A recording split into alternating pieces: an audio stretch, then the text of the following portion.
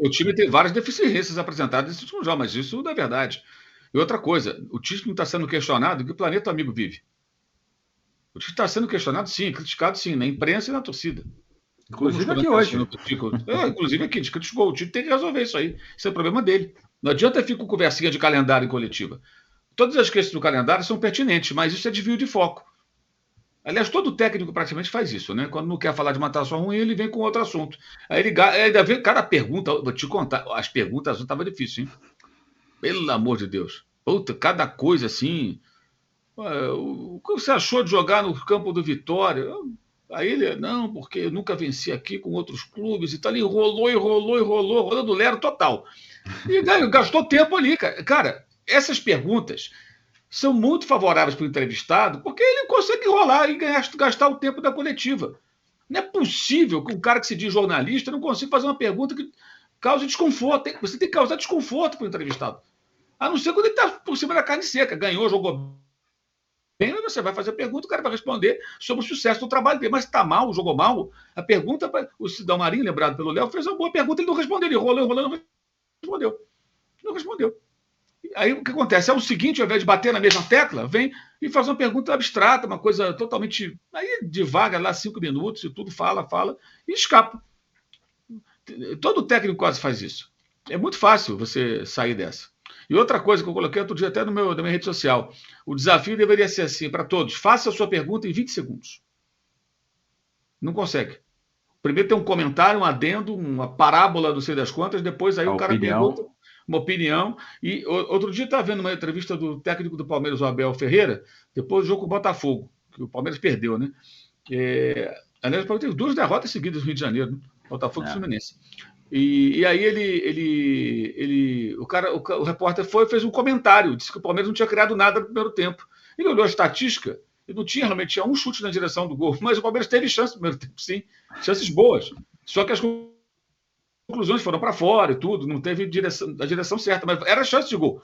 Aí, porra, ele fez uma pergunta no final, mas fez um comentário. O Abel ficou toda a resposta discordando do comentário e argumentando com razão. Com razão. E a pergunta ficou bem sem resposta no meio daquilo tudo, porque, na verdade, o comentário atrapalhou a pergunta. Aí eu estava vendo outro dia do Thiago Silva, a apresentação dele no Fluminense, antes do jogo contra o Cuiabá, quando ele reestreou. 5 minutos de elogio. Parabéns, sua carreira, blá, não sei o quê. Aí depois via lá uma bobaginha qualquer. E tantas perguntas importantes. Tanto jogador da relevância do Thiago voltando, o Fluminense na lanterna que estava, né?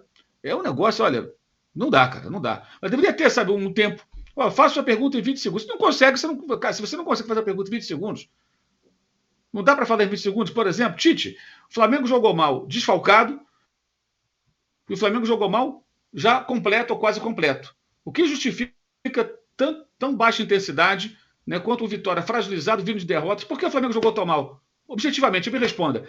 Faz uma pergunta nessa linha, gente. Aí, se o cara não responde, se o seguinte bate na mesma tecla, você vai colocando o cara contra a parede.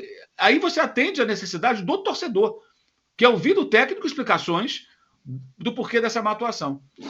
Ele vai querer ficar todo ensaboado? Claro, ele não vai querer criticar os jogadores dele, mas ele vai ter que falar: ó, erramos nisso, erramos naquilo, vocês estão treinando tal situação de jogo, você sabe? Mas não, cara. As perguntas são muito ruins. Ontem foram especialmente péssimas.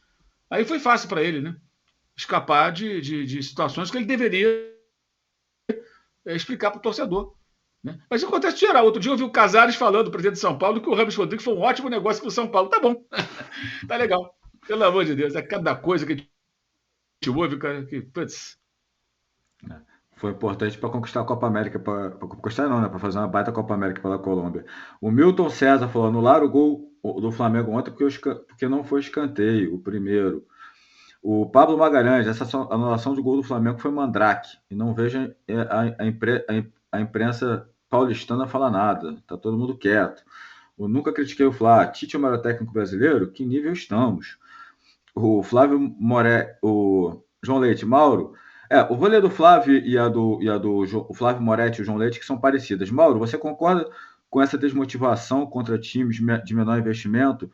ou na zona do rebaixamento é algo que acontece em outros times também. Como mudar a mentalidade? Abraço dele do governador. Sobre isso o Mauro falou. E o João Leite falou: Mauro, é justo dizer que os selecionados ainda não voltaram da Copa América, considerando que aparentemente não se encaixaram na equipe que jogou durante a competição?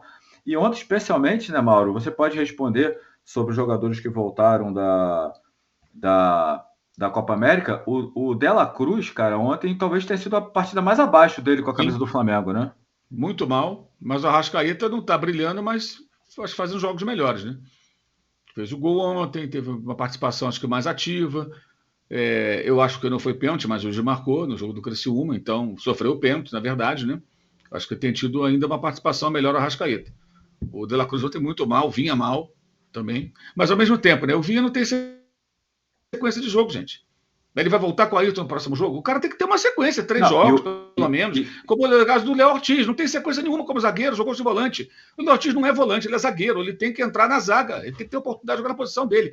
As pessoas querem que ele entre de volante, até ele entrar de volante, cometeu um erro de marcação, uma precipitação. Aliás, o gol do Bahia tem um pouco dele também, naquele jogo que o Flamengo venceu, né? É outro posicionamento, é outra postura. Você jogar de zagueiro, jogar de volante é muito diferente. Em poucos jogos, acho que é muito difícil a adaptação. Ele foi numa emergência. Eu acho que o rapaz tem que ter o direito de disputar a posição na zaga, mas não tem nenhuma chance, cara. Não joga nunca. Ele não joga nunca. Tite convocou o rapaz, levou para a seleção brasileira, queria porque queria. Houve um dado momento que ele falou: ou é o Léo Ortiz, ou eu me viro com quem está aqui. Para trazer um qualquer, não interessa. Falei, contratou o cara. Foi uma luta para contratar, o jogador não entra em campo, cara. Aí é difícil, né? Pô, faz rodízio em várias funções, por que não dá a chance do menino fazer lá 2, 3 partidas? Tá aí outra pergunta que poderia ter sido feita pro Tite de forma direta, né? Qual o problema por que tá faltando pro Léo Ortiz ter uma sequência, né? E não entrar esporadicamente. Na posição dele. Na posição dele, Porque quando o pessoal fica, não, ele de volante é melhor. Desculpa, gente, isso é ilusão. É meio caminho andado pro cara se queimar. Bota ele depois de volante, faz um jogo ou outro, aí falha, aí vai todo mundo, viu, não serve, é bagre, aquela coisa de sempre. Ele é zagueiro. Se for para ele virar volante, ele vai ter que ter um tempo de adaptação. Eu penso assim, um tempo de adaptação, treinar, preparar, mais ou menos como o Ceni fez com o Arão em 2020-21. Treinou o Arão de zagueiro, foi preparando, viu como se saía, depois recuou ele para zagueiro, ele saiu bem jogando como zagueiro. O próprio Jesus, quando transformou em primeiro volante. O Arão teve 2 recuos ali, né? Com 2 técnicos diferentes. Mas não foi de uma hora para outra. Ele treinou, preparou, e o Léo Ortiz entrou numa emergência ali, preparou ali, não tinha outro, né? Para colocar. É diferente a situação. Ali, aí você até passa a tolerar mais. O cara está fora da posição dele. Então, acho que ele tem que ter o direito de disputar a posição de zagueiro, cara. Porque ele foi contratado para isso. É impressionante, não tem uma chance, cara. Uma chance.